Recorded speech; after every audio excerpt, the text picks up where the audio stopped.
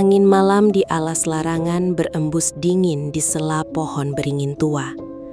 Pak Suryo berjalan gemetar sambil membawa kain mori berisi sesaji, darah ayam cemani, bunga setaman, dan keris berkarat. Hidupnya hancur karena kemiskinan.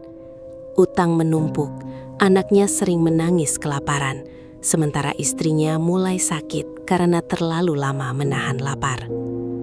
Di kampung, ia dihina dan dianggap gagal sebagai kepala keluarga. Di depan batu besar berlumut hitam, ia membakar kemenyan lalu membaca mantra dari seorang dukun tua. Asap tebal naik ke udara, membuat suasana berubah sunyi. Tiba-tiba muncul sosok tinggi berkulit busuk dengan mata merah menyala. Suaranya berat, seperti berasal dari dasar sumur. Kau ingin kaya? Semua ada harganya. Pak Suryo menunduk sambil menangis. Aku rela melakukan apa saja, asal keluargaku tidak lagi hidup kelaparan. Makhluk itu tertawa pelan. Tanah di bawah kaki Pak Suryo perlahan berubah hitam pekat dan berbau anyir darah. Seminggu setelah ritual itu, hidup Pak Suryo berubah drastis. Ia memenangkan undian besar yang nilainya miliaran rupiah. Bisnis rongsok kecilnya mendadak ramai pembeli hingga berkembang menjadi perusahaan pengepul logam terbesar di daerahnya.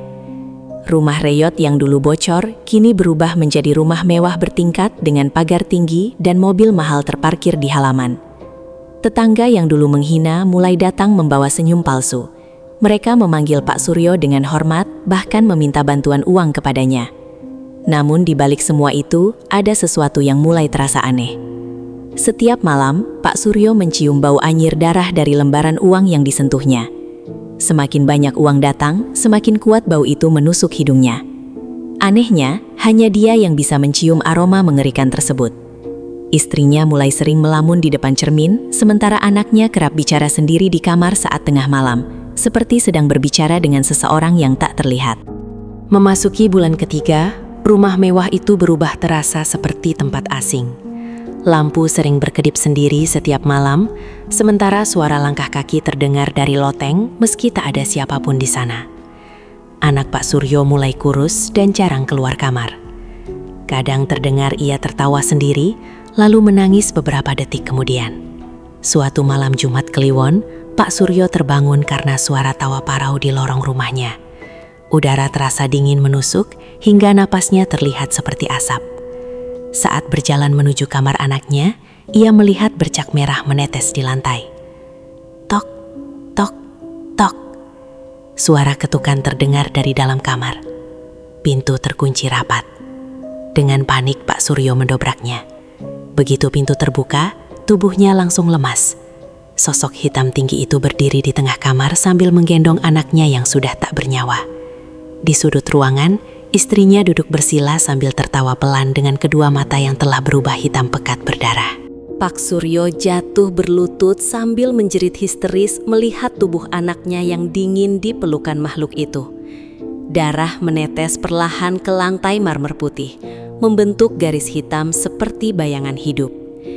Istrinya masih tertawa kecil sambil memasukkan kepingan emas ke dalam mulutnya sendiri, hingga darah mengalir dari bibir dan tenggorokannya. Makhluk tinggi itu menatap Pak Suryo dengan mata merah menyala. Setiap kekayaan memiliki harga, bisiknya pelan, dan kau telah menandatangani semuanya dengan darah. Pak Suryo merangkak sambil menangis, memohon agar keluarganya dikembalikan. Namun makhluk itu hanya tertawa. Suaranya menggema ke seluruh rumah seperti ribuan jeritan bercampur menjadi satu. Saat Pak Suryo melihat cermin di lemari kamar, bayangannya bukan lagi manusia. Wajahnya pucat seperti mayat, sementara rantai hitam melilit lehernya hingga ke kaki sang iblis. Ia akhirnya sadar dirinya bukan orang kaya, melainkan budak yang sedang menunggu ajal menjemput. Sejak malam itu, Pak Suryo hidup sendirian di rumah mewah yang terasa seperti kuburan. Jenazah istri dan anaknya dimakamkan diam-diam. Tetapi teror tidak pernah berhenti. Setiap pukul 3 dini hari, Ia selalu mendengar suara langkah kecil berlari di lorong rumah, disusul tawa anaknya yang kini terdengar serak dan jauh. Uang di rekeningnya terus bertambah tanpa sebab. Emas muncul sendiri di dalam lemari. Bahkan halaman rumahnya kadang dipenuhi uang baru yang berserakan seperti daun gugur. Namun semua itu selalu berbau darah busuk. Tubuh Pak Suryo perlahan membusuk meski ia masih hidup. Kulitnya menghitam, kukunya memanjang, dan matanya mulai merah seperti bara api. Warga kampung sering melihatnya duduk sendirian di teras sambil berbicara pada sosok gelap yang berdiri di bawah pohon mangga depan rumah. Tak ada yang berani mendekat lagi. Mereka percaya Pak Suryo sudah bukan manusia sepenuhnya. Retakan besar tiba-tiba muncul di lantai ruang tengah. Asap hitam keluar perlahan bersama bau bangkai yang membuat warga muntah ketakutan. Dari dalam retakan itu terdengar suara jeritan manusia bercampur tawa parau yang tidak terdengar seperti suara makhluk hidup. Pak Suryo mulai mencakar lehernya sendiri hingga darah mengucur deras. Rantai hitam di tubuhnya bergerak seperti ular hidup, melilit semakin kuat setiap kali ia berteriak kesakitan. Dia datang. Dia mau menagih janjinya. Gumamnya sambil tertawa dan menangis bersamaan. Petir menyambar tepat di atas rumah. Dalam kilatan cahaya itu, warga melihat sosok tinggi bertanduk berdiri di belakang Pak Suryo. Kulit makhluk itu penuh luka busuk, sementara matanya merah menyala seperti bara neraka. Tanpa suara, makhluk itu menarik rantai di leher Pak Suryo. Tubuh Pak Suryo terseret perlahan menuju retakan hitam di lantai. Kukunya mencakar ubin hingga pecah, tetapi tak ada seorang pun berani menolongnya karena ketakutan luar biasa. Pak Suryo menjerit sambil berusaha meraih kaki warga yang berdiri gemetar di dekat pintu. Namun tak seorang pun bergerak. Wajah mereka pucat, tubuh mereka kaku seperti dipaku rasa takut. Suara rantai bergemerincing memenuhi rumah, bercampur dengan suara tangisan dari dalam retakan hitam itu. "Tolong, aku tidak mau dibawa!" teriak Pak Suryo sambil mencakar lantai hingga kuku-kukunya terlepas. Makhluk bertanduk itu hanya menatap dingin. Dari mulutnya keluar asap hitam pekat yang membuat dinding rumah perlahan menghitam seperti terbakar. Dalam sekejap, tangan-tangan hitam muncul dari retakan lantai lalu mencengkeram tubuh Pak Suryo. Ia meraung histeris ketika kulit di kakinya mulai terkelupas sedikit demi sedikit. "Semua kekayaanmu berasal dari nyawa mereka," bisik makhluk itu. Tarikan terakhir membuat tubuh Pak Suryo masuk ke dalam lubang hitam bersama suara tulang patah yang mengerikan.